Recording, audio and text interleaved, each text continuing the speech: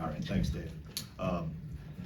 Obviously, I think I'm proud of our guys for just how we've gotten better, I think, over this course of this week, and specifically today, I thought on the defensive end, finally started to click and put some, possessions together. Obviously, the stretch in the first half of 15 straight possessions with stops, I think it's just guys gain confidence with it. I think we've become more physical and more aggressive. And I think that the fact that they're getting better connected with new guys, not only on the roster, but guys in different roles, is important. And I thought we, once after that first 7-8 minute stretch, defensively is where I was really happy with progress we've made. And we've got a long ways to go yet. But this is a group that, because of its depth and because of its versatility, can have that type of impact where defensively we continue to grow our identity. Offensively, we can be, pretty potent because of our depth and versatility, and that can get scoring in a lot of different ways. So, but the defensive end, I thought we finally started to put some things together like we've been talking about, and we'd shown in flashes, but not consistently over a stretch of time. So that's a good sign going forward. Questions? Mark? Kind of piggyback off the defense. Can you talk a little bit more about what specifically you thought was better, what you thought you think you guys were kind of taking away? Yeah, I think we were better in ball screens and dribble handoffs. We got the ball out of the paint. Deflections, I thought we were active with our hands. Klesman got his hands on a few. Winter got his hands on a few. Tanjay. Obviously, we were more aggressive, and I think that started with our ability to put pressure on the ball in the half court, and then how we handled some of the ball screens and the dribble handoffs. We were pretty aggressive with it for the most part. Got caught on a couple lobs where we were too soft or drug east-west with the ball handler. But I think once we executed it properly, we were able to really put them back on their heels, and obviously we're more aggressive as the game went on, and that resulted in the turnovers racking up. Coach, Max today, he had the 15 points, but also 4 assists and just 1 turnover. What have you kind of seen from him in the ball handling aspect and kind of, playing that combo guard role in that starting lineup? Yeah, I mean, they all get put in ball screen situations. That's the beauty of this offense and what we've been doing. I mean, everybody has their opportunity to play to their strengths, and I think he's gotten better at that. I think he's gotten better at playing with vision. I felt a year ago when we put this in that he had a one-track mind in it, and now I think you can see he sees the other parts of the floor. He's got a little bit of a flow game. So I think he's just much more comfortable and understanding how to play the angles, how to pinch defenders off, reading the screen when you're dragging guys with you, who's open, where it is it the rim runner, is it the backside lift. So I just think his confidence and knowledge of it has taken a big step forward. Mike, or Odie? Yeah, Mike, go ahead. The defense has been able to cause some chaos in these first 3, but as you move on to opponents like Arizona that can maybe match up with you, do you feel like where the progress has been, that's sustainable? We're gonna find out, right? Find out, and I hope so. I mean, it needs to be. And that won't be the only barometer we'll get.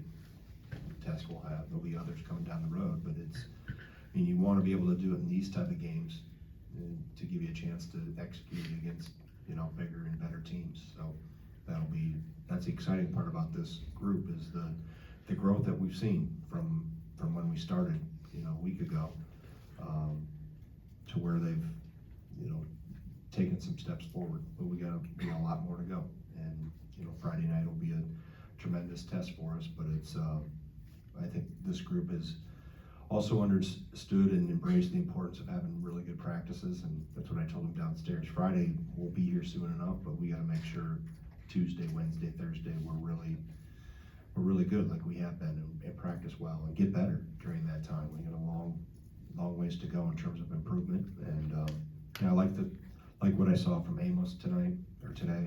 I thought that he got a lot of confidence just playing through that stretch of 12 minutes. Ilver, I thought, gave us some really good minutes. Janicki. So it's good to have some of those guys that I've been trying to get some extended run and play well during that time. I thought they both specifically Ilver and Amos did some good things. To quickly follow up on that. Yeah. At this stage of last season, it was pretty clear that the offense was ahead of the defense. Do you know where it's at now, 3 games in? I mean, it all depends on the opponent, Mike, and who plays well. I mean, every game is judged, I think, analyzed in its own bubble, so to speak. So I think we've gotten better in some areas, specifically communication. If we have to switch actions, if we get caught in when we're normally hedging ball screens or dribble handoffs, the biggest piece is where we've gotten ourselves in trouble, and this happens with any team, is if you get caught in between. If it's not a hedge and we don't have a switch on the call, they have to organically figure that out, because they can't script everything. There's some random things that happen through the course of possessions that they have to continue to evolve and grow in that area where they pick that up on their own, so they understand automatically it's switched if the ball's coming downhill without it even being a predetermined call. So that's the growth that I've referred to in terms of picking up some of those things that maybe a week ago we were a step late with doing, and it resulted in a foul or an easier basket. So that's the progress that we got to keep building on. Hey Greg, you touched on it a little bit, but I was just going to ask what kind of stood out most to you about Xavier's performance? I'd say maybe specifically on the boards and defensively. Thank you. I've had him on the scout team for the last couple weeks, and as I would come into game mode here, and in part because it forces him really to compete, and I think, and that's good for him. I think his motor and his physicality have to continue to grow, which I've seen grow, and I think the scout team and getting reps, and he's come over with us at times too, as is Ilver, but I've watched the benefit of him being over there and having to compete against Winter and Gilmore and Crowell and Tanjay all the time. You can't half step it, so it's forced him to raise his game every day in practice, and he's practiced well. As I've told the team, downstairs, the guys that play well, that's not a secret, right? It doesn't happen on game day if you're not doing it the other days of the week, and Xavier's taken that to heart.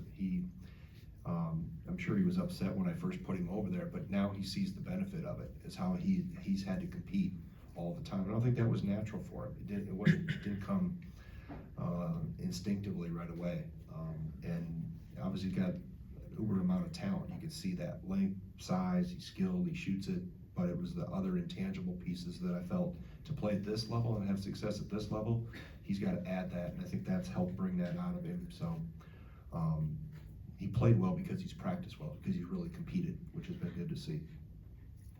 Donnie? How you doing, Greg?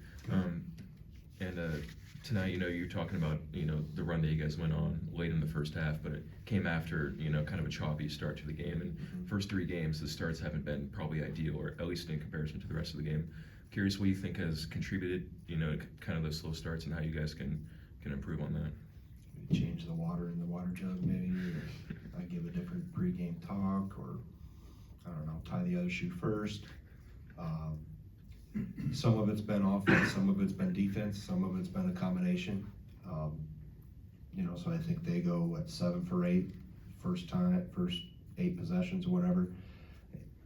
Teams are going to hit shots, but if they're going to hit tough shots versus us making a mistake, like the first 3 they hit, Blackwell gets caught on a ball screen, okay, sticks on it, doesn't fight through it, ball gets downhill, we have to rotate, causes a driving kick 3.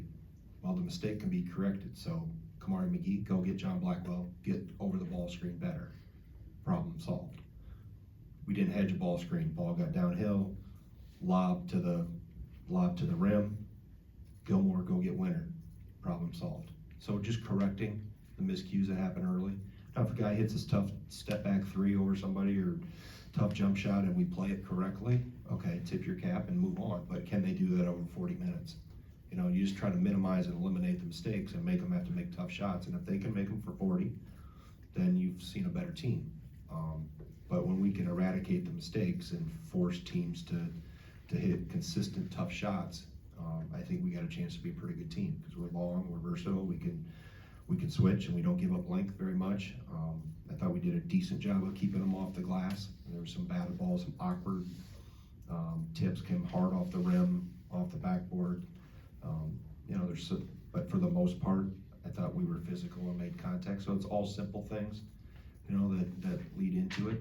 But following the plan, and let's eradicate the miscues early that maybe give a team a more open look than what you want to give them or what they have earned.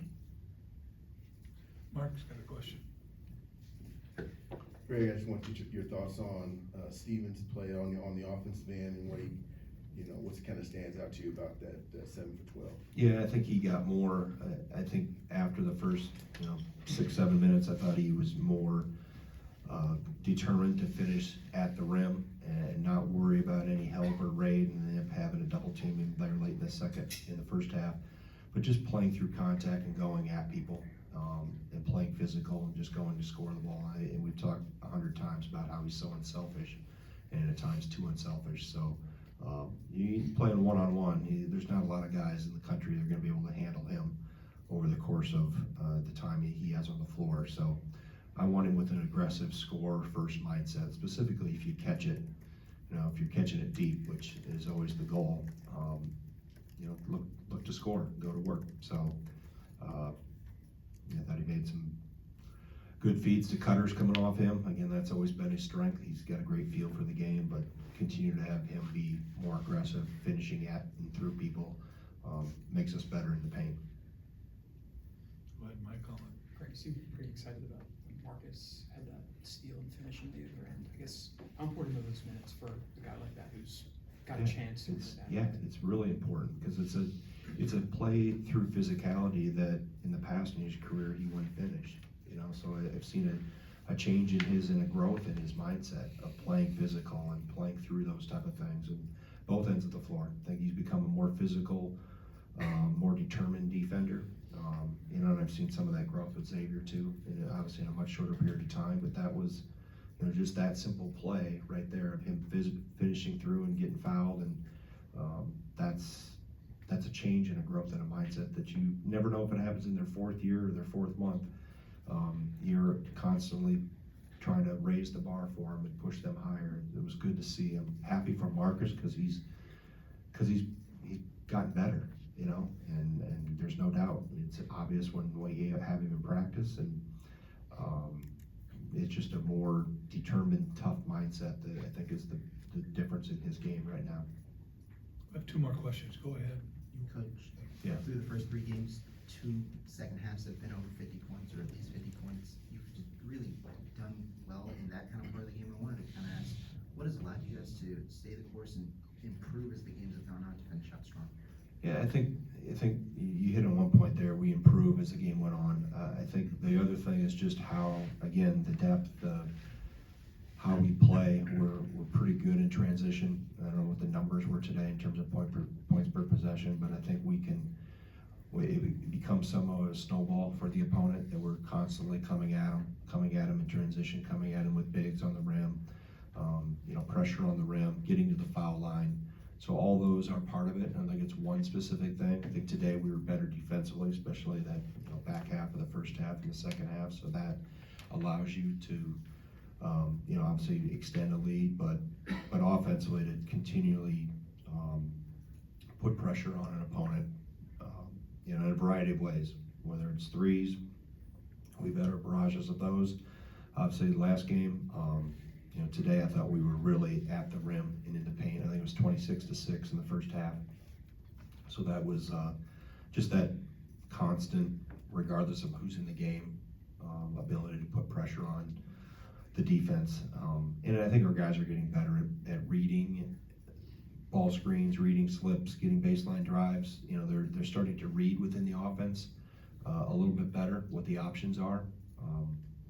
So all those things I think really add into us being able to, step on the gas and get separation in the second half. Final question. Nolan had those 6 offensive rebounds tonight. We talked a lot over the offseason about how great he was looking as a rebounder. Has it been what you've expected from him so far, or has it been better or worse? Yeah, no, I think he's active, he's active, he's got a nose for the ball, and he's long and bouncy. He's 7 feet with long arms, and he's quick off the floor. But you can be a great rebounder and not have those things if you have a nose for the ball and have a willingness to go get it. And that's his willingness to pursue is the most important thing. And then obviously you add in the physical attributes he has to go with it, with that size. And I think he will want to finish better. He's getting a lot of offensive rebounds, and now I know some we threw kick back out if he doesn't have it, but his ability to finish through more contact, I think, is the next step for him, specifically in those rebound positions where he's at the rim and can blow up through, power through contact and finish those plays. That'll be one of the final steps of him being a more complete rebounder and finisher in the paint. Okay. All good? Thank All you, right, Coach. Thank you.